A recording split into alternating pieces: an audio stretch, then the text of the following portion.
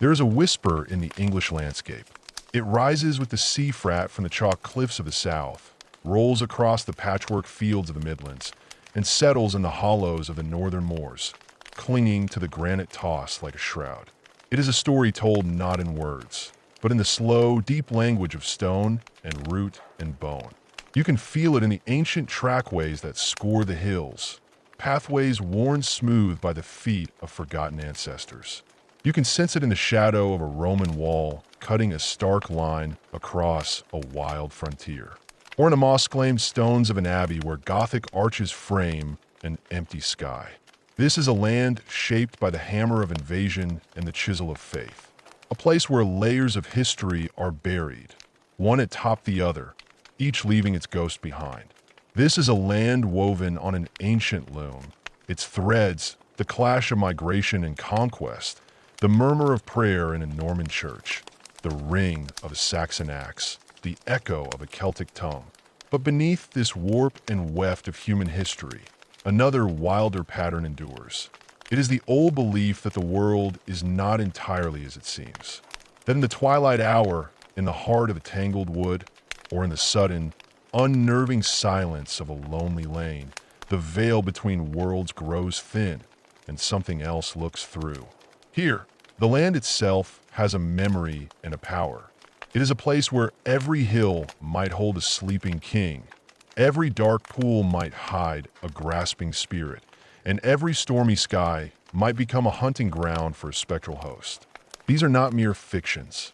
For centuries, they were the living truths that governed the rhythms of life and death. They were the explanations for the inexplicable, the faces given to the forces of nature, and the keepers of a moral order that was far older than any written law. To understand this nation, we must listen for those other voices.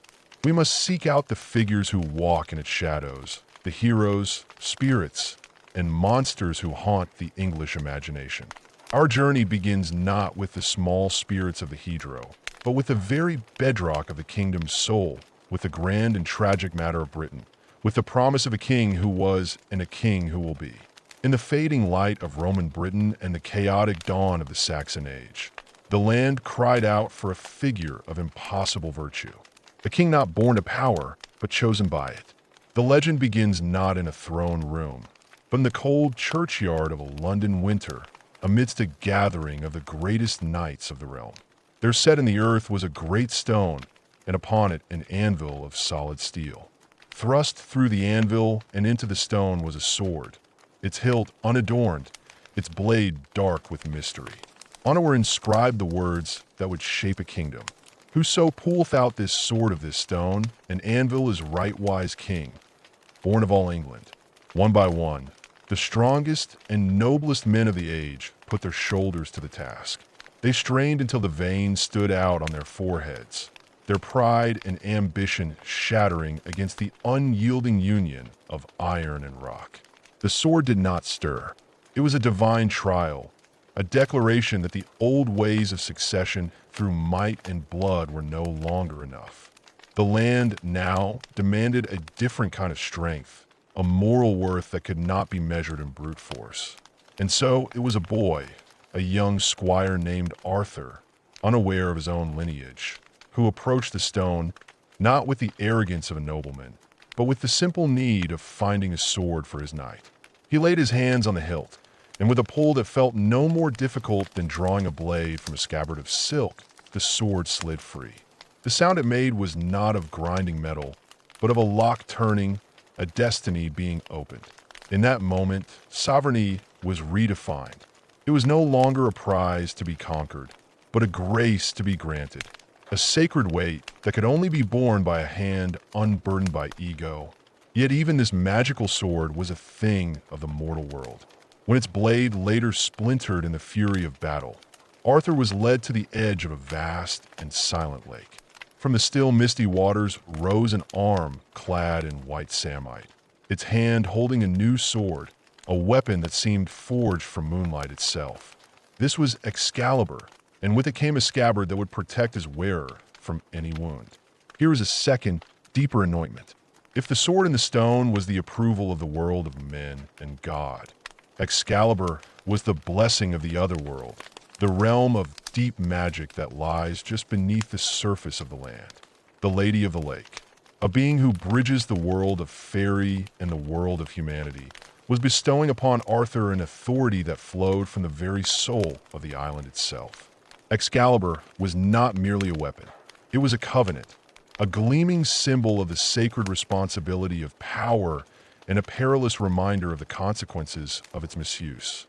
And so when Arthur's final tragic battle was fought and he lay mortally wounded, his last command was not for his kingdom, but for the sword. He ordered his most loyal knight to return Excalibur to the water. Twice the knight hesitated, unable to cast such a treasure away. But on the third command, he hurled the blade out over the lake. Before it could touch the water, that same arm rose from the depths, caught the hilt, and drew it back in the silent world from whence it came. Power, the legend tells us, is only ever borrowed. Even the noblest reign is temporary, and earthly glory must always be surrendered in the end, as a barge of enchantresses carries the dying king away to the liminal shores of Avalon, the Isle of Apples, where the once and future king awaits his kingdom's greatest need. Where Arthur represents the soul of the nation, another figure arose to become the champion of its faith. He is not a king, but a knight. His enemy, not a Saxon warlord, but a primal terror born of swamp and fear. In the annals of Christendom, few tales are as iconic as that of St. George and the Dragon.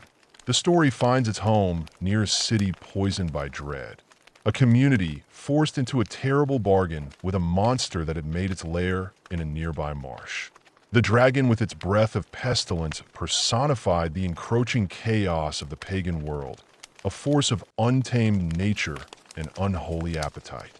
At first, the people offered it their livestock, but soon, the beast's hunger turned to the people themselves. In their desperation, they turned to the lottery, offering their own children to the creature to buy another day of survival. When the lot fell to the king's own daughter, the city's grief was absolute. Dressed in a white gown, the symbol of her innocence, she was led out to the marsh to await her fate. At that moment, a stranger appeared, a knight in armor, his shield emblazoned with a red cross. This was George, the archetypal Christian soldier, the embodiment of courage, purity, and missionary zeal. He did not simply charge the beast with brute force. He saw the contest not as a slaughter, but as a deliverance. He wounded the dragon with his lance, and then, in an act of profound symbolism, he instructed the princess to use her belt to leash the wounded monster.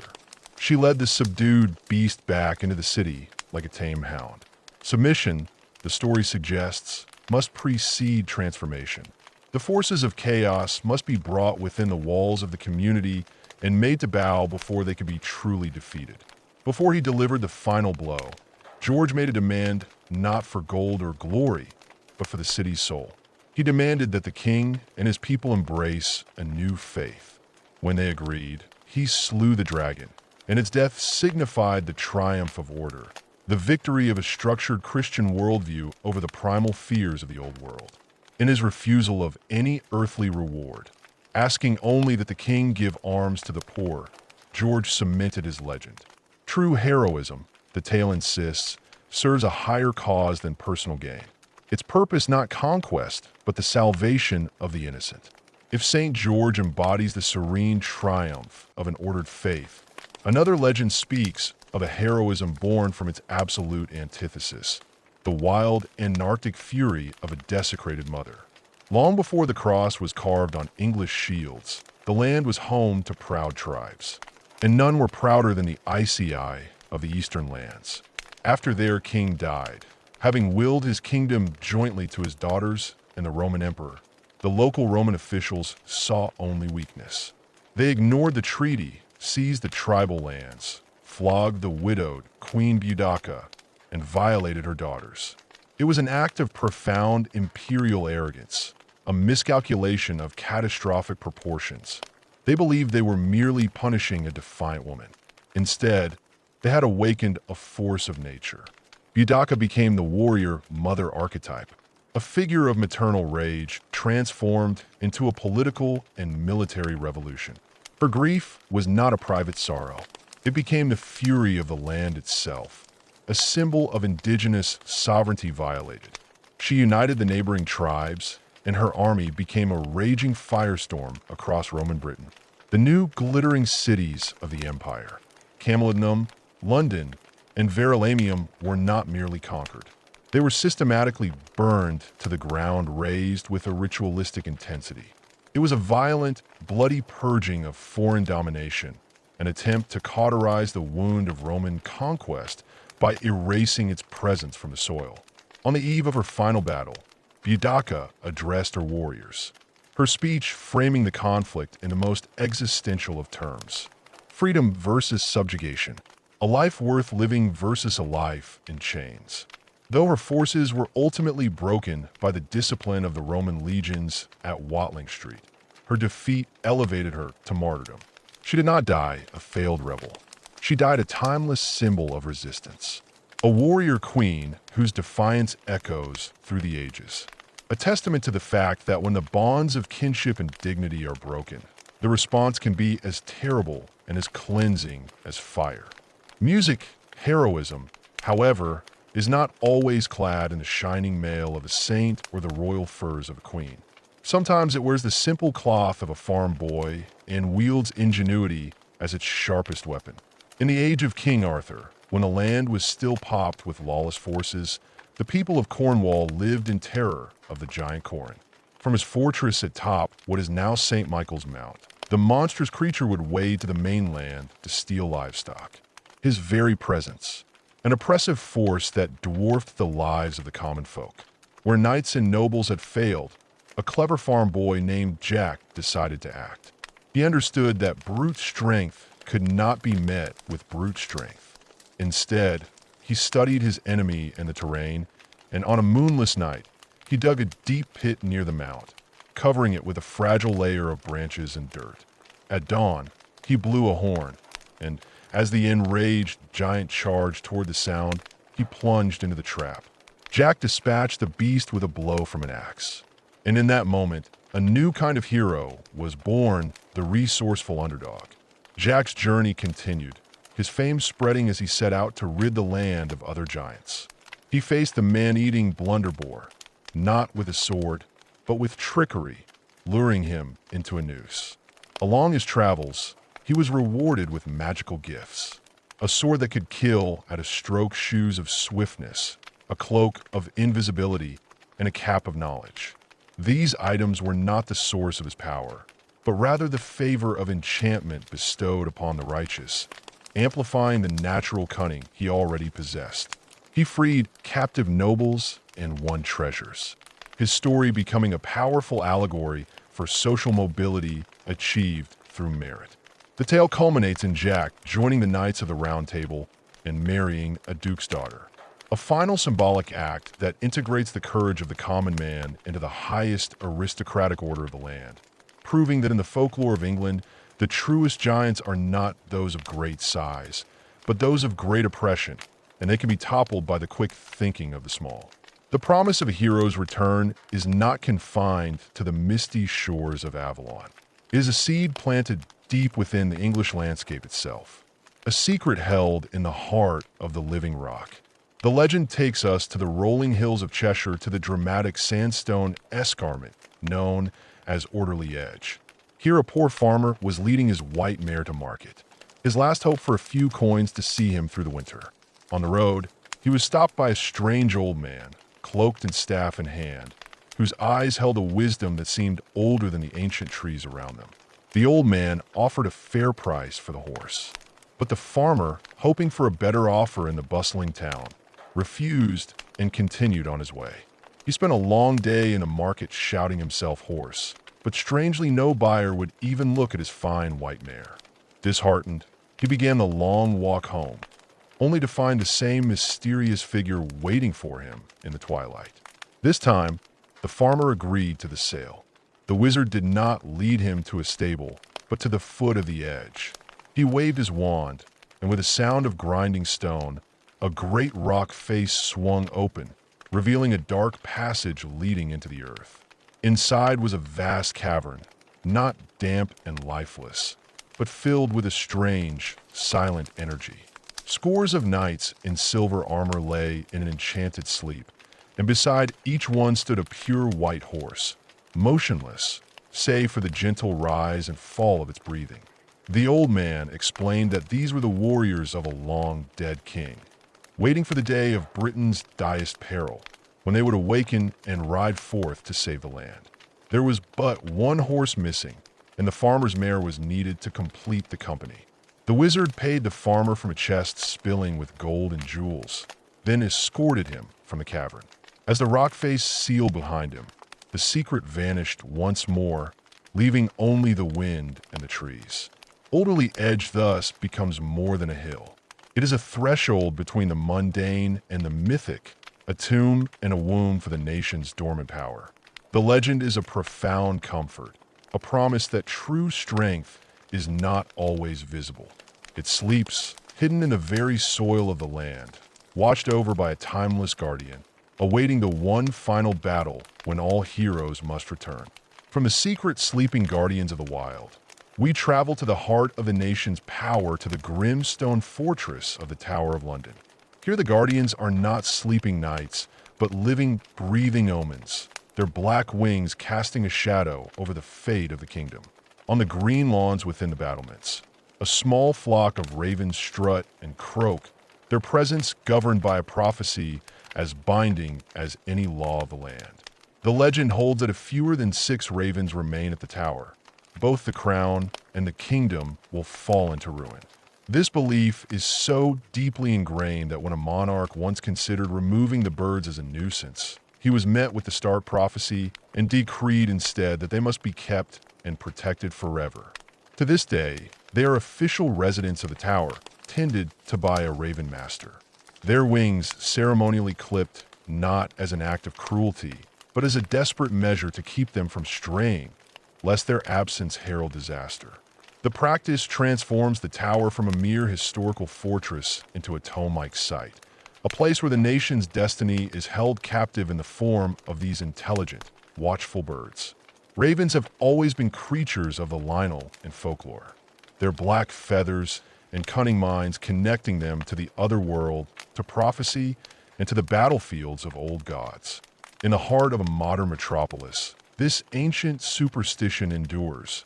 The state itself engages in a ritual to control its own fate, acknowledging that the security of a kingdom can rest not just on armies and laws, but on the fragile presence of a handful of birds. The Raven Master's role is both practical and sacred, a daily act of stewardship over the fragile symbols of a nation's continuity.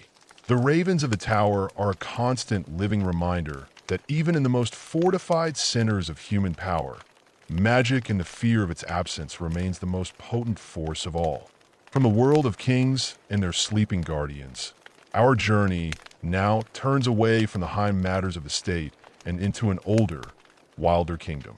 It is a realm that exists parallel to the world of men, a kingdom whose borders are marked by the hedgerow and the forest's edge, and whose laws are written in the language of root and thorn. To enter, it is to step into the green, a place of profound life and deep, unsettling magic. Its denizens are not concerned with the fate of the crown, but with the turning of the seasons, the sanctity of the ancient woods, and the delicate, often broken contract between humanity and the land itself. Imagine stepping from the bright English sunlight into the cool, silent nave of a medieval church. The air is thick with the scent of cold stone, beeswax, and centuries of prayer. High above, light fractures through stained glass, painting the flagstones in hues of sapphire and blood. This is a house of order, a testament to a faith that sought to tame the wildness of the human heart and the pagan world. But draw your eyes away from the altar. Look up into the shadows of the vate ceiling, to the carved bosses where the stone ribs meet, or to the capitals of the pillars that stand like a silent forest. There, if you look closely, you will find a face staring back, a face that does not belong. It is a man, but his hair is a tangle of hawthorn, and from his parted lips, a cascade of oak leaves and acorns spills forth. It is the face of the Green Man. He is the great paradox of sacred architecture, a silent foliate head hiding in the very heart of Christian worship. He appears in 1,000 forms, sometimes serene and godlike, sometimes grotesque and demonic. His leafy disgorgement, a torrent of uncontrollable life. Though he was never named by the masons who carved him, his presence is an unmistakable and powerful constant. He is a man becoming a plant, a symbol of the untamable life force of the natural world. An image so potent that not even the builders of the great cathedrals could bear to leave him outside their walls. His placement is a profound and necessary compromise. The syncretism of the new faith with the old. Was he a captive pagan god forced to watch over the rights of his conqueror? Or was he a tolerated spirit, a symbol of nature's resurrection that the church could cleverly absorb into its own narrative of Christ's rebirth? He is the wild woodland brought inside, the spirit of fertility and regeneration, given a quiet corner in the house of the Christian God. He is the living embodiment of the cycle of death and rebirth. His face carved from cold, dead stone, yet spewing forth the vibrant green of spring. He is a lineal figure bridging the sacred and the profane, a constant, evergreen reminder to all who pray beneath him that nature's resilience, its power to grow back, to reclaim, and to endure is a force that lies just beneath the veneer of civilization.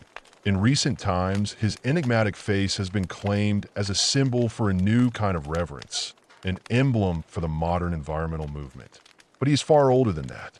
He is the face of the green kingdom, and in the quiet corners of the land, he is still waiting for spring. If the green man is the spirit of the wildwood carved in stone, another figure is its flesh and blood lord, a hero who turned the forest itself into a weapon of justice. To understand his legend, one must first picture the England he inhabited. Imagine a land of rigid hierarchy where Norman lords ruled with an iron fist from their cold stone keeps. Imagine the infamous forest laws which declared vast tracts of woodland to be the king's private hunting grounds, making it a crime punishable by death for a starving peasant to kill a deer to feed his family. In this world of oppressive law and sanctioned cruelty, the forest was not a place of refuge. It was a place of temptation and terror until it became a kingdom in its own right.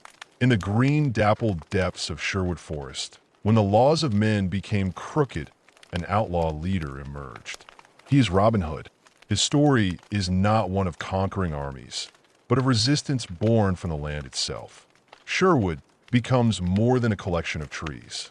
It is a green sanctuary, a sovereign territory with its own moral code. Here, Robin and his band of merry men do not merely commit crime. They practice a form of moral rectification. Imagine the scene. A portly abbot, his coffers heavy with tithes and taxes, travels the Great North Road. Suddenly, a horn blast echoes through the trees, and he is surrounded by men clad in Lincoln. But they do not merely take his gold. They invite him with a fearsome courtesy to a feast in the greenwood, where he is made to share his wealth not with a thief, but with the community. This is the essence of Robin Hood. He turns the act of theft into an act of profound social justice. He is the archetypal trickster hero, a man who exposes the hypocrisy of his society through humor and daring. He matches both wits and arrows with his great adversary, the Sheriff of Nottingham, who serves as the perfect personification of oppressive state-sanctioned authority. A key element of his legend is the use of disguises, particularly in the famous archery contests. Stripped of his noble title, Robin, disguised as a humble yeoman, proves his innate nobility by splitting his opponent's arrow with his own, showing that a man's true worth is not in his name, but in his skill and character. He is not a solitary hero. The fellowship of the merry men with the fiercely loyal Little John, the jovially militant Friar Tuck, and the brave Maid Marian represent a new kind of society built on a shared dream of justice. For centuries, scholars have debated whether he was a real man or a poetic invention born of popular ballads. But in the end, it does not matter. Robin Hood is the people's champion, and his kingdom, the Greenwood, remains the enduring symbol of a place where a better, fairer world is not only possible, but is worth fighting for. We now travel deeper beyond the sunlit glades of Robin Hood's fellowship into a darker, more ancient wood, a place haunted by a more primal and terrifying power. Imagine yourself in the royal depths of Windsor Forest. But long after the sun has set, the familiar paths of the day twist and become strange. The wind moving through the ancient oaks sounds less like a rustle and more like a ragged breath. The air grows cold, and the ordinary sounds of the nocturnal forest fall silent. You have a distinct, prickling sensation of being watched. This is the domain of a spectral huntsman who bows to no earthly crown.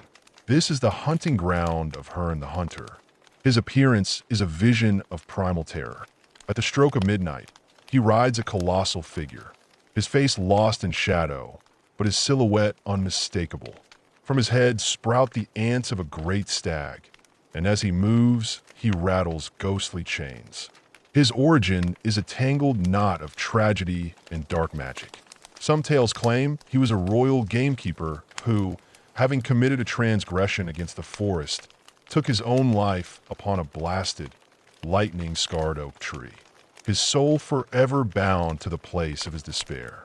A darker version tells of a hunter mortally gored by a stag, only to be saved by a mysterious stranger who bound the stag's antlers to his head, resurrecting him but damning him to ride the woods for eternity. In this, Herne is England's own leader of the wild hunt, that terrifying pan-European myth of a spectral cavalcade that streams across the winter sky, a portent of war, plague, and the death of kings. To see him is to feel the blood run cold, to know that you have looked upon something that straddles the worlds of man, beast, and God. The chains he wears evoke a sense of eternal guilt and punishment, while his antlers connect him to the horned gods of the pre-Christian past. His haunting of Windsor, the very heart of the monarchy's lands, is a powerful statement. It suggests that even here, beneath the veneer of civilization and royal authority, older, wilder forces are lurking. He is the untamable spirit of the wilderness, and his story is a stark warning that the betrayal of natural or moral laws, whether by a king or a commoner, invites a spectral retribution from which there is no escape. From the great gods and ghosts of the royal forests, we now move to the borders of human habitation, to the humble cottages and farmsteads where the relationship with the unseen world is a far more intimate and daily affair.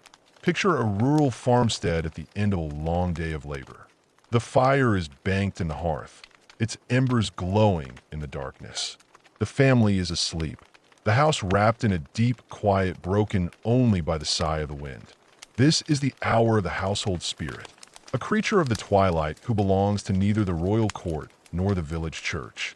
He is known by many names, but most famously as Park or Robin Goodfellow. He slips through the landscape, invisible unless he wishes otherwise, the quintessential domestic spirit. His existence is predicated on a deep-seated belief in a contract between the seen and the unseen worlds. If a family is tidy and respectful, if they leave a bowl of fresh cream or a slice of good bread by the half as a token of their gratitude, Puck will become their unseen helper. In the quiet of the night, while the mortals sleep, the sound of the butter churn might be heard, its dash moving on its own. The farmer might awaken to find his floors miraculously swept, his shoes mended, or his grain threshed in the barn. Puck is the unseen hand that brings order and prosperity, a reward for diligence and respect. But this relationship is a delicate one. If he is slighted, if the offering is forgotten, or worse, if he is spied upon, Puck's nature turns from helpful to mischievous. He will hide the farmer's tools, sour the milk, and tangle the manes of the horses into impossible knots. He delights in leading weary travelers astray, appearing as a flickering will of the wisp that dances over a bog, his mocking laughter echoing as his victim stumbles into the mire. He is a shape shifter, and his fluid form reflects the very nature of the fairy realm. Unpredictable, immoral, and intensely proud.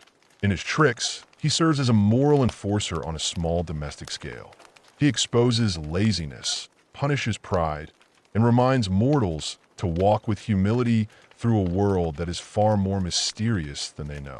He is the perfect embodiment of the unpredictable spirit of the land, a being who demands respect and who teaches through both kindness and playful fear that the most important relationships are with the neighbors you cannot see from the great archetypes of the English wildwood. Our journey now takes us to the fringes of the land, to the windswept coasts and dark subterranean worlds where the spirits are as unique as the landscapes that shape them. In the far southwest, on the granite spine of Cornwall, the land itself is a creature of dualities. Above ground there are the vast heather-clad moors, places of stark beauty and sudden disorienting mists where ancient stone circles stand like the broken teeth of the earth. And below, in the silent, suffocating darkness, lies a labyrinth of man-made tunnels, a world of mineral wealth and constant crushing danger. Each of these worlds has its own guardians, its own uncanny population. On the moors, in the hollows of the hedgerows, and in the shadow of the great granite tors dance the piskies. These are not the benevolent fairies of later Victorian fancy. They are the true wild spirits of the Cornish landscape. Small and mischievous, they are fond of dancing in circles under the moonlight. Their chattering laughter carried on the wind. For the local farmers, they could be a blessing or a curse. Leave out a bowl of milk or a crust of bread, and they might lend a hand with the chores, threshing a barn's worth of grain in a single night, but offend them, or worse, try to spy on them, and they would sour the milk, tangle the hair of sleeping maids, and ride the farmers' colts to exhaustion. Their greatest delight, however, was in leading mortals astray. To be piskiled was a common and terrifying experience. Imagine a traveler making his way home across the familiar moor. As twilight falls, the landmarks begin to shift and twist. A path he has walked 100 times now leads him in circles. The familiar tor on the horizon seems to recede with every step he takes.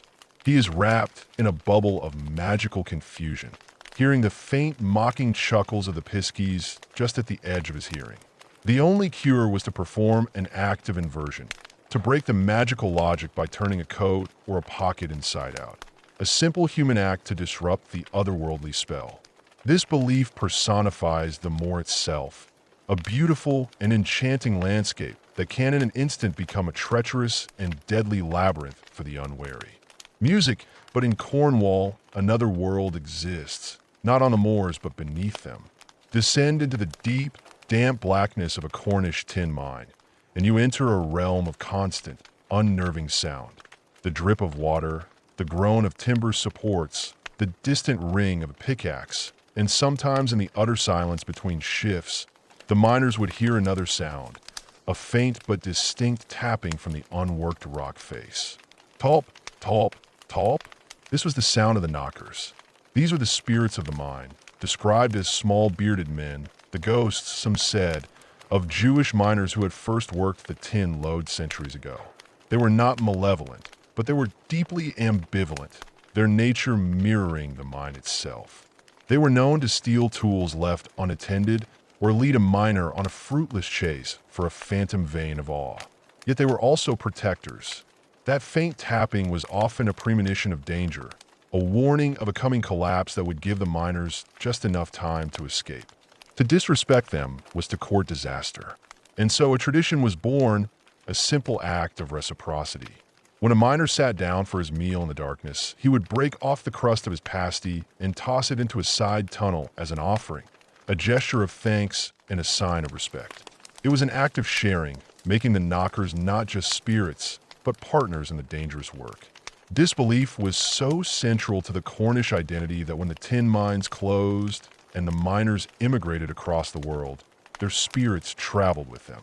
Legends of knockers are found in the mines of America, Australia, and South Africa, a piece of folklore that bound an immigrant community together, a shared memory of the helpful yet capricious spirits of the deep earth. If the piskies and knockers are spirits born of stone, other beings are born from the water, their nature reflecting the life and danger that pulls in the still places of the land. Imagine a village pond on a summer's day, its surface a placid emerald blanket of duckweed, seemingly harmless and inviting. But beneath that green shroud, the water is cold and black and deep, and something waits. This is the lair of Jenny Greneth. She is a hag of the stagnant waters, her creature with green weed-like skin, long hair that floats like algae, and sharp needle-like teeth. She lurks just beneath the surface, her cold eyes glinting in the depths, waiting for the careless. She is a terror to the most vulnerable members of society, the children who play too close to the water's edge, and the elderly who might stoop to fill a bucket. With a sudden clawing pull, she snatches them by the ankles and drags them down to a watery grave. The name Jenny Green Teeth is sometimes given to the duckweed itself, a beautiful and chilling example of how folklore works. The story is a masterful piece of folk pedagogy, a survival tool that turns a generic environmental hazard into a memorable, terrifying monster. A parent's simple warning not to play near the stagnant pond is easily forgotten. But the image of a green-skinned hag with algae hair waiting just beneath the surface is a lesson a child will carry with them forever. A monster created to save lives. If Jenny Green Teeth is the intimate terror of the village pond, another spirit governs a landscape of water on a far grander scale, personifying the fragile ecology of an entire region. We travel to the vast, misty lowlands of the Lincolnshire Fens. A landscape that for centuries was neither fully land nor fully water. A world of marshes, reeds, and shifting waterways. Here, the people believed in a diminutive old man clad in gray, with long white hair that resembled the mists of the marsh. He was Tiddeman, a spirit who controlled the levels of the water. In the 17th century, Dutch engineers were hired to drain the fence, to tame the wetlands, and turn them into profitable farmland. To the engineers, this was progress, the triumph of human ingenuity over a chaotic landscape. To the Fensmen, it was a violation. They knew that the land's balance was governed by Tiddeman, and they knew he would not be pleased. As the dikes were built and the waters receded, Tideham retaliated. Fields were mysteriously flooded, livestock sickened, and a pestilence spread through the villages. He was the personified immune system of the wetlands, fighting back. The desperate villagers knew that they could not fight him. They had to appease him.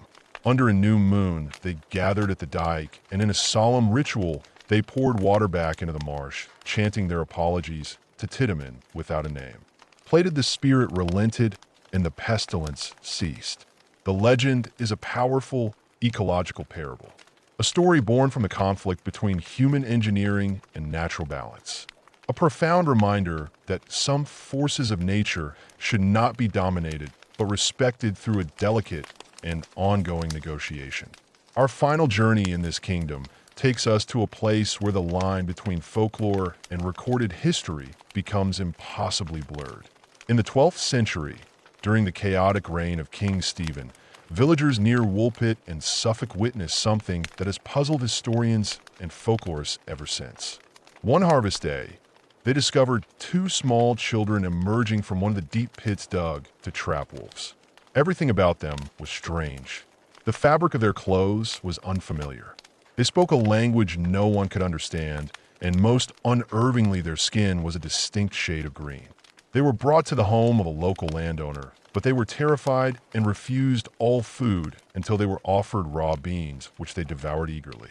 The boy, who seemed younger and weaker, soon grew sick and died. But the girl survived. She gradually learned to eat other food, and over time the green hue of her skin faded to a normal pallor. Once she had learned English, she was able to tell her story. She claimed that she and her brother had come from a place called St. Martin's Land, a subterranean world where the sun never shone and everything was in a perpetual state of twilight. One day, she said they were tending their father's flocks when they heard a loud, beautiful sound, like the ringing of bells. They followed the sound through a cavern and suddenly found themselves in the bright, shocking sunlight of the English harvest where they were discovered. The tale of the green children of Woolpit endures because it resists easy explanation. Is it a highly distorted folk memory of a real forgotten event, perhaps of lost or malnourished Flemish immigrant children? Is it a classic piece of fairy lore, A story of changelings who have wandered from their subterranean world? Or is it something more profound? An allegory for the experience of the outsider, the shock of cultural displacement, the tragedy of assimilation where one survives and the other is lost. The story leaves us with an unsettling and beautiful possibility that just beyond the veil of our own world, through a cavern or a wolf pit lies another, and that sometimes its inhabitants find their way into ours. As our journey continues, the twilight deepens into a profound and fearful darkness. We move away from the spirits of place and into a realm of pure dread, a landscape haunted not by what lives in the soil, but by what comes for the soul. These are the tales told around the hearth on a stormy night, the whispers that kept travelers from the lonely roads and warned the curious to bolt their doors. These are the spectral omens, the monstrous beasts, and the terrifying consequences of sin made manifest. This is the folklore of fear itself, and its first and most iconic figures are the hounds of hell. Imagine a stormy night on the Suffolk coast. The wind howls in off the North Sea, rattling the windows of the cottages and tearing at the thatch. It is a night of chaos and divine judgment, a night when the boundaries between the natural and the supernatural world seem to dissolve in the rain. On nights like this, a creature of terrifying legend prowls the lanes and churchyards. It is a huge black dog the size of a calf with shaggy matted fur and eyes that burn like hot coals. This is Black Shock, the most famous of England's spectral hounds. His name, derived from an old word for demon, perfectly captures his nature. He is an omen of death, a silent, padding herald of the grave. To meet his gaze is to be marked, to know with a chilling certainty that your time in the world of the living is drawing to a close, often within a year. His legend is not just a vague fireside tale. It is seared into the historical record. In the year 1577, during a particularly violent thunderstorm, the parishioners of St. Mary's Church at Bangor were huddled in prayer when the doors burst open. The colossal black hound, wreathed in lightning, raced down the aisle, killing 2 worshippers with a single brutal strike before vanishing. It then raced onto Blithborough Church, several miles away, where it left its own enduring mark. As lightning struck the tower, the beast clawed at the great oak door, leaving deep scorched claw marks that are still visible today. These marks are a profound piece of physical folklore, a tangible link to a moment of supernatural terror. Black Shook serves as a powerful personification of the fears of a devoutly religious, yet deeply superstitious community. His appearance during a storm links pagan fears of chaos with Christian anxieties about divine judgment. The burning claw marks on the church door are a stark and terrifying message in the face of true primordial evil. Not even the house of God is a guaranteed sanctuary. The spectral hound is an archetype found across the nation, its form shifting with the local landscape. In the rugged dales and gills of Yorkshire, it is known as the Barist. While it often appears as a monstrous black dog with enormous teeth and claws, its true terror lies in its ability to shapeshift and become invisible, revealing itself only by the sound of rattling chains. These chains are a powerful symbol, echoing the burden of sin and the weight of unfinished business, suggesting the Barist is not just an omen, but a collector of damned souls. Unlike Black Shark's more sudden assaults, the bar guest methods are more ritualistic, more intimately tied to the processes of death. Ballads tell of it joining funeral processions, a silent, unseen mourner walking alongside the living. It is said to lie across the threshold of a house where a person is about to die, an impossible supernatural barrier. To interfere with its vigil, to try and block its way, is to invite a terrible fate. The bar guest will strike, leaving a wound that will never heal, a physical manifestation of the lasting harm that comes from interfering with destiny. Its northern setting grounds the universal fear of death in the local moors and valleys, making the Barist a deeply personal and inescapable part of the landscape soul. From the lone hounds that stalk the earth, we now look to the skies for a far more terrifying procession. Picture a wild winter night, The skeletal branches of the trees whip and claw at a bruised-looking sky. A storm is brewing, but this is no ordinary storm. From a distance comes the sound of a hunting horn, a sound that is both triumphant and utterly mournful. Then the baying of hounds, not a single pair, but a vast pack. And finally, the thunder of 100 hooves. This is the Wild Hunt, a ghostly cavalcade that gallops across the night sky. It is a myth that stretches across northern Europe, but in England it takes on its own unique character. The leader shifts depending on the local law. Sometimes it is a doomed king or nobleman, a figure like Herne the Hunter, cursed to ride for a broken oath. In other tellings, it is an ancient god, perhaps the Norse Odin, his old rights and powers demoted to a demonic procession. The hunt personifies the roar, destructive power of the winter storm, the thin veil between the living and the dead, made terrifyingly real. The hound's fiery eyes and relentless pursuit symbolize the inevitability of fate. And the hunters themselves are often the souls of the unbaptized and the damned, swept up into this eternal, furious chase. To be caught out in the open when the hunt rides is a terrifying ordeal. The unlucky mortal must throw themselves flat on the ground, face down, and not look up, lest they be swept away. Their soul forfeit to the ghostly host. The tale is a powerful warning that breaking oaths or living an impious life may doom one to an eternity, not of quiet damnation, but of endless violent wandering between the worlds. Not all monsters are born of ancient myth or divine judgment. Some are born from the careless sins of a single afternoon. Our story takes us to the river where in County Durham, where a young John Lamb, the heir to Lantern Castle, decides to skip church one Sunday to go fishing. His act of youthful impiety is immediately rewarded. He casts his line and feels a tremendous pull, but what he hauls from the river is no prize fish. It is a hideous slug-like creature no bigger than his thumb, with rows of sharp teeth and an evil, uncanny look in its eyes. Disgusted, he tosses it down a nearby well and forgets all about it as he heads off to seek his fortune in the Crusades. But neglected responsibilities have a way of festering into calamities. In the hero's absence, the creature grows and grows.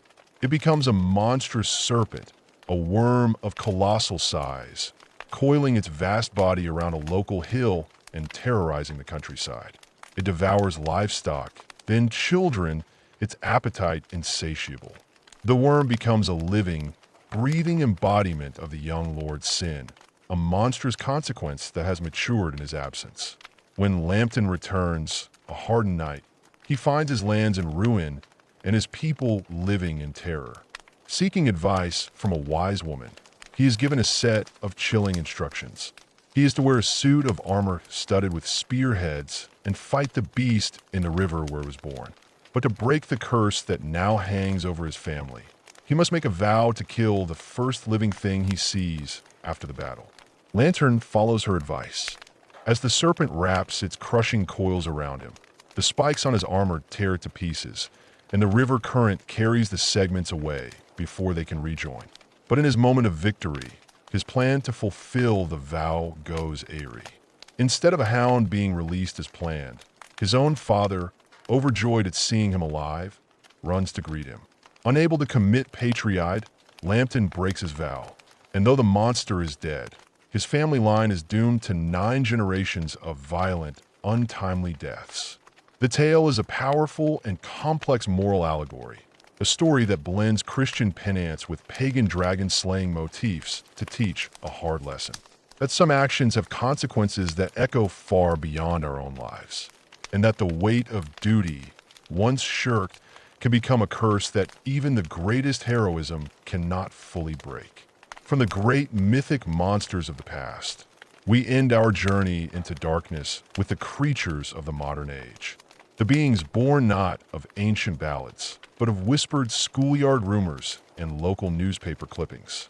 We travel first to the windswept expanse of Bodmin Moor in Cornwall, a landscape already rich with ancient lore. In the 20th century, a new story began to take hold. Farmers started reporting mutilated sheep and vanished ponies whispering of a sleek black creature. a pan-sized cat with glowing yellow eyes slinking through the gore dusk. The beast of Bodmin Moor became a modern legend, a crypt representing the persistence of the wild unknown at the very edge of our domesticated landscapes. The fear of livestock loss, an ancient anxiety for any rural community, was translated into the tale of a predator just out of sight. In the 1990s, the sightings became so numerous that the government was forced to commission an official inquiry. A fascinating moment where the tension between rationalism and folklore played out on a national stage. Though no conclusive evidence was ever found, the story endures, a testament to the human need to explain anomalies, to give a name and a shape to our fears. Music, a similar and perhaps even stranger phenomenon, occurred in the woods near a church in Mouranon, Cornwall. In 1976, two young girls camping in the churchyard were terrified by the sight of a giant owl-like creature with glowing red eyes and pins like claws hovering over the church tower. They fled, drawing a picture of what they called the Owl Man. The story, reported in local papers, sparked a series of subsequent sightings, with witnesses describing a silver, gray man-sized bird that hovered soundlessly before vanishing. The Owlman of Mourne taps into a deep primal fear of the nocturnal predator and the uncanny humanoid. His appearance at a church juxtaposes ancient superstition with Christian sanctity, while the dreamlike, fleeting nature of the encounters highlights the blurred line between perception and imagination. Whether an escaped exotic pet, a collective hallucination, or something far stranger, the Owlman, like the beast of Bodmin Moor, demonstrates that our need to create monsters has not faded with time. The wilderness, even in a small, well-mapped country like England, still holds its mysteries. And the human imagination will always populate the shadows with things that have claws and wings and glowing red eyes. Our journey has taken us through the grand myths of the kingdom and into the dark heart of its wild places. We have faced the specters of the lonely roads and the monsters born of ancient sin. But now we must venture into a landscape of a different kind of terror. A place where the monsters are not born of nature or myth, but are forged in the crucible of human fear, greed, and fanaticism. This is a world where the line between accuser and accused, saint and sinner, becomes dangerously blurred. This is the realm of the witch trial, a place where neighbor turns against neighbor, and the deepest darkness is found not in a shadowy forest, but in the heart of the community itself. Our story begins in the shadow of a brooding and desolate hill in Lawnasher, Pendle Hill. In the early 17th century, this was a wild and lawless place. And in its shadow lived two poor rival families, the Demdikes and the Chaddocks. Both were headed by elderly widowed matriarchs who scraped a living on the absolute margins of society through a combination of begging, folk healing, and fortune-telling. They were cunning women, keepers of old charms and curses, figures who were both needed and deeply feared by their community. In 1612, this simmering cauldron of local rivalry and superstition boiled over. A young woman from the Demdike clan, Alison Device, had an altercation with a peddler. When he refused her pins, she cursed him, and moments later he suffered stroke. Terrified by her own apparent power, Alison was brought before a local magistrate. Under interrogation, she confessed to witchcraft and, in a desperate attempt to shift blame, implicated her own family and their rivals, the Catox clan. This single confession lit a fuse that would consume the community. The investigation uncovered a supposed witches gathering at a place called Malson Tower, and the accusation spiraled, pulling in more and more people.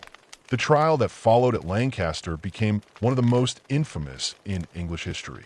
The key to the prosecution's case was the testimony of a 9-year-old child, Janet Device, who with a chilling and articulate confidence testified against her own mother, her brother, and her sister. Her testimony, the weaponization of a child's innocence, sealed their fates. In the end, 10 people were hanged, their lives becoming a byword for the hysteria and social tensions of the age.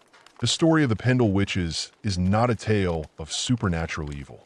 It is a human tragedy, It is a stark and enduring narrative of how class tensions, family feuds, and religious paranoia can combine to create a real-world horror. A cautionary tale about the dangers of collective panic and the devastating human cost of a moral panic. Pendle Hill itself became a landscape of fear. Its looming presence, a constant reminder of the persecution that had unfolded beneath it. If the Pendle Trials were a localized storm of fear, it would take a single charismatic individual to turn that fear into a profitable and horrifying industry. During the chaos of the English Civil War, a period when the old structures of law and order had broken down, a young failed lawyer named Matthew Hopkins saw an opportunity. Backed by Puritan zeal and a keen eye for profit, he declared himself the Witchfinder General. For a fee, he would travel from village to village with his assistants, a grim entourage dedicated to rooting out the supposed servants of the devil. Hopkins was not a man of faith. He was a man who personified the corruption of legal authority and the institutionalization of paranoia. His methods were a grotesque theater of cruelty, a pseudoscience designed to reinforce a predetermined verdict of guilt. His assistants, known as prickers, would jab the accused with needles and bodkins, searching for the devil's mark, a patch of skin that would not bleed or feel pain, which was in reality often just a mole or a scar. His favorite and most infamous method was the swimming test. The accused, often an elderly woman, would have her thumbs bound to her opposite big toes and be tossed into a pond or river. The logic was a perfect diabolical trap. If she sank and drowned, she was innocent, her soul received by God. But if she floated, it was a sign that the pure water of baptism had rejected her, proving her a witch, and she would be hauled out and hanged. Innocence and death were conflated. Between 1644 and 1646, Hopkins's crusade of terror led to the executions of hundreds of people, earning him wealth and infamy in equal measure. He was a human monster, a charismatic zealot who expertly exploited the chaos of his time for power and profit. His own end is shrouded in legend. Some tales claim that he was eventually subjected to his own swimming test by a suspicious crowd, and when he floated was executed as a witch himself. While likely untrue, this folkloric end provides a sense of poetic justice, a necessary conclusion to a story that serves as a timeless warning against the charismatic figures who rise in times of uncertainty, offering simple answers to complex fears and leaving a trail of broken lives in their wake. Not all witches, however, are the victims of history. Some are the true monsters of folklore, beings born not of paranoia, but of a deep and corrosive sorrow. We travel to the limestone caves of Wookahole in Somerset, a place of natural wonder and deep echoing dread. The legend tells of a woman who, scorned in love, retreated from the world and into the dark, damp womb of the caves. There her bitterness and unresolved grief festered, curdling her into a witch. From her dark refuge, surrounded by her animal familiars, she cast curses on the nearby villages, ensuring that any new romance would fail. Any budding love would wither and die. She became the embodiment of bitterness, the destructive power of a heart that cannot heal.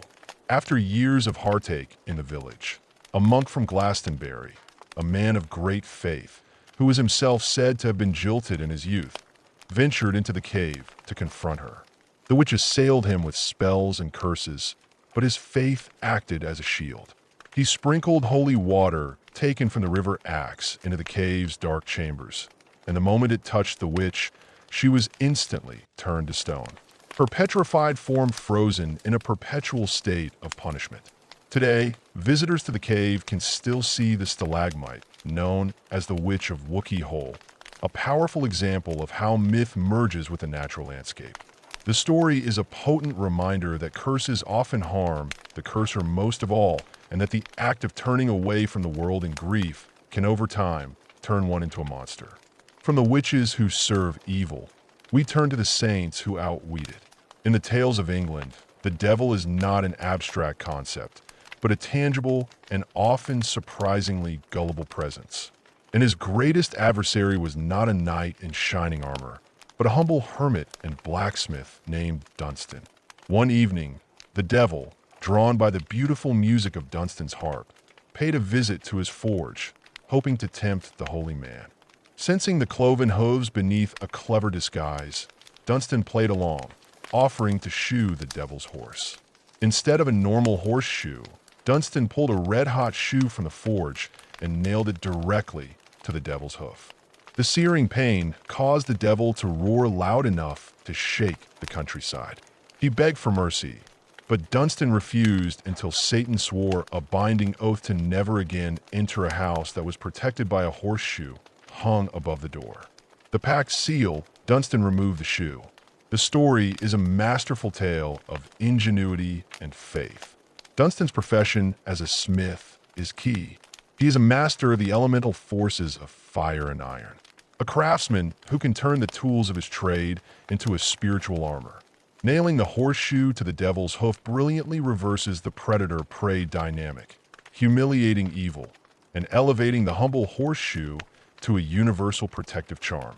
The story teaches that steadfastness and cleverness, the creative arts of music and metalwork, can outwit even the greatest tempter and provide a lasting protection for the entire community. The battle against the devil may be won with the clever application of faith and iron, but not all interactions with the unseen world are so straightforward. The realm of faerie, the other world that lies like a shimmering film over the English landscape, operates by a different set of rules. It is a world of glamour and illusion, and to pry into its secrets, to see it for what it truly is to invite a consequence that is as swift and as final as a slamming door. Our story finds itself with a figure who stands at the very threshold of life and death. A midwife. Imagine a wild and stormy night in Somerset. The midwife is roused from her sleep by a frantic knocking. At her door stands a strange small man, his eyes dark and urgent, who begs her to come attend a birth in a dwelling she has never seen.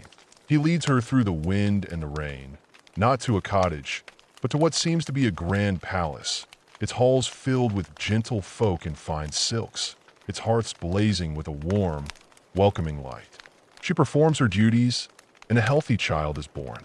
The strange man then hands her a small green vial of ointment, instructing her to anoint the baby's eyes. But he gives her a stark and absolute warning. On no account is she to touch the ointment to her own body. But as she works, a flicker of curiosity overcomes her. Perhaps it is an accidental smear or a deliberate fleeting touch, but she dabs a tiny amount of the ointment onto her right eye. In an instant, the world shatters. The grand palace dissolves around her. She is not in a hall of lords, but in a damp, dripping cave. The fine silks are nothing more than moldering cobwebs, and the gentle folk are revealed to be gnarled, uncanny little people. Their faces ancient and utterly inhuman. The glamour is broken. The ointment was not for healing. It was for seeing. It was forbidden knowledge, a key that unlocks the truth behind the illusion. Shaken, she finishes her work, takes her payment, and returns to her own world, keeping the terrifying secret to herself. Weeks later, at the local market, she is shocked to see the very same mysterious man from the cave, this time moving through the crowd, pilfering goods from the stalls, invisible to all but her. Forgetting the danger, she greets him. He turns to her, his face a mask of cold fury, and asks a chilling question. "Which eye do you see me with?" She points to her right eye, the one she anointed. He raises a finger, touches her eyelid, and her sight in that eye is extinguished forever. The story is a powerful and terrifying lesson. The midwife's punishment reflects the unwritten law of the other world. Humans are not meant to pry into its secrets. To gain the second sight, to see through the glamour, is to sacrifice a part of one's own wholeness.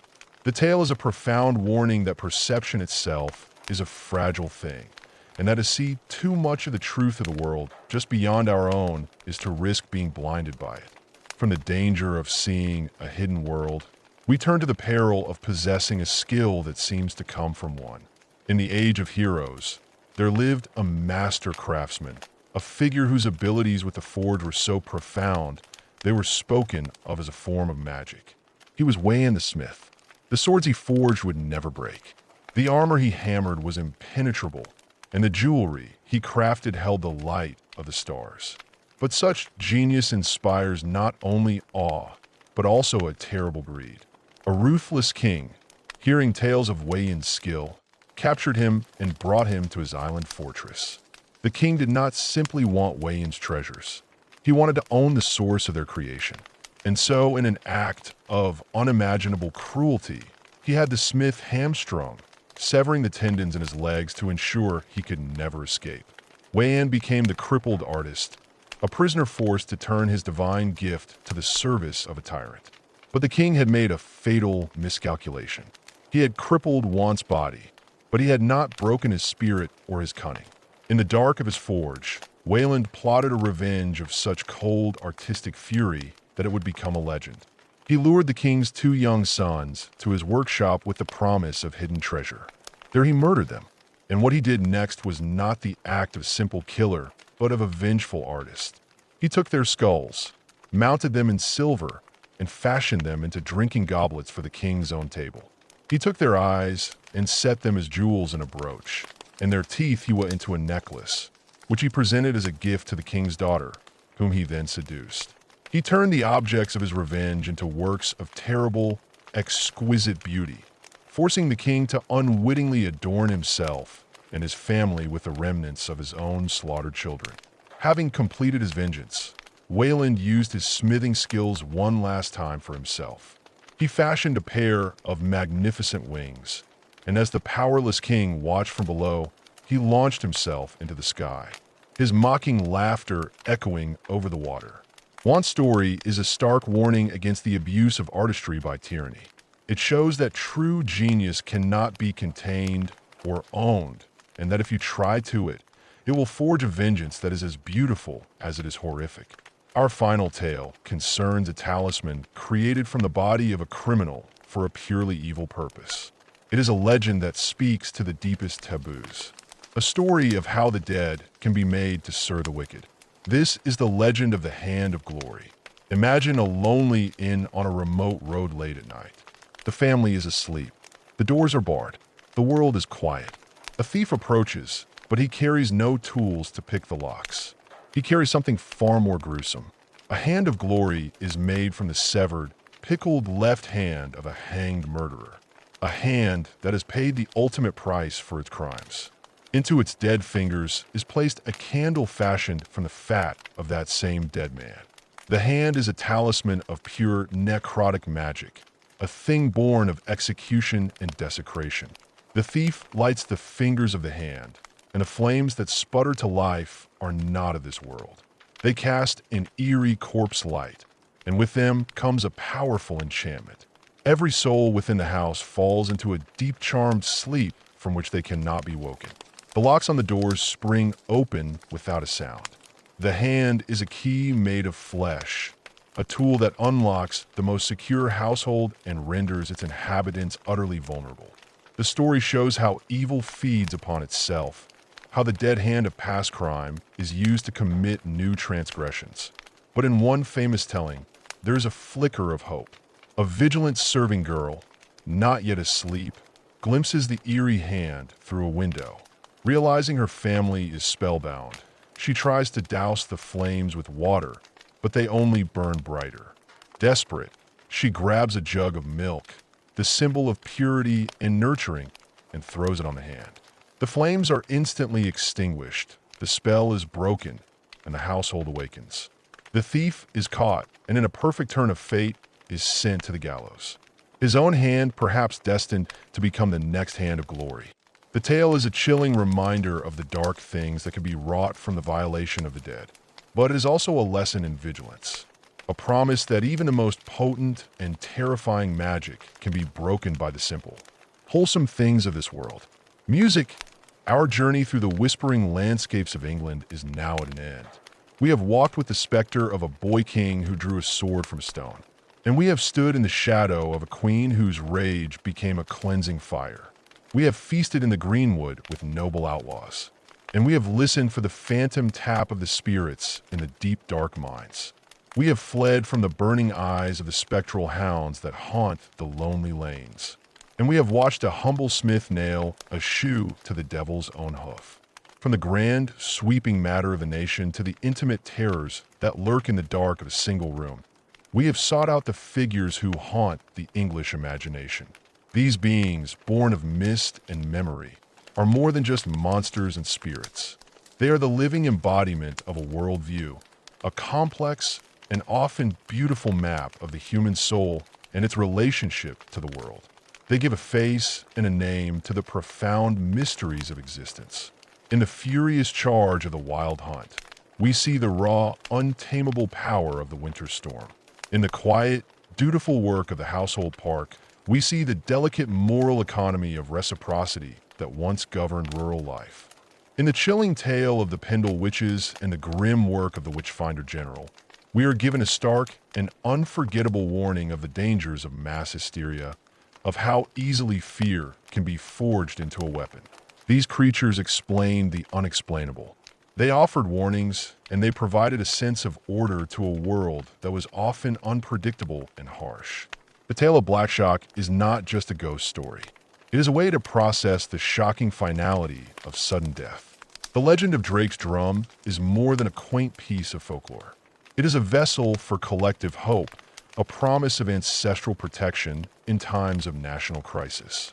Today, though the old beliefs may have faded, these figures endure.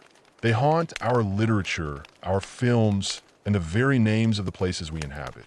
They remind us of a time when the world was charged with a deeper magic, when every forest, lake, and ancient mound held the possibility of an encounter with the other world. And they leave us with a thought, a final whisper on the wind, that perhaps in the quiet moments, in the unexplained sounds of the night, in the sudden irrational chill that runs down your spine as you walk a lonely path, or in the feeling of being watched in an ancient wood, that world is not as far away as we think.